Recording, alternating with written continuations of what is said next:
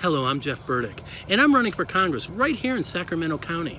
In this video, I want to focus on my opponent, the incumbent Democrat, Bera, and his public image that is built around his former profession as a doctor. Whenever possible, he loves donning his old white medical smock. The message is clear: trust me, I'm a former doctor. However, his record in office shows that doctor costume may be all that's left of his Hippocratic oath. First, unlike me, Bera embraces the most unhealthy part of our political system by taking millions and millions of dollars in corporate and special interest donations. This includes donations from some very medically suspect sources.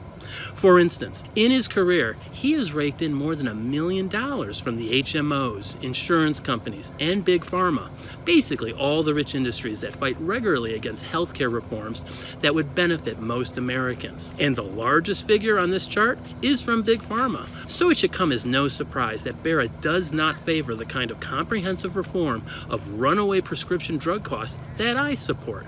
In fact, Bera cautions against going too fast with any reforms. He prefers starting small and doing a test reform on just one drug. Then see how that goes before trying anything else. Sounds great if you're Big Pharma, right? This approach could take a decade or more before we Americans pay the same price as Canadians and Europeans for the exact same medicine.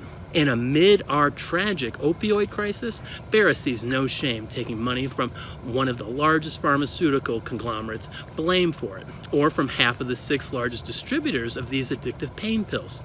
Then last election cycle, despite 1/3 of U.S. children being clinically overweight, Dr. Bera had no problem taking donations from all of the largest fast food companies. He's also a major recipient of donations from the sugar industry, having accepted more than $63,000 over the last 4 election cycles.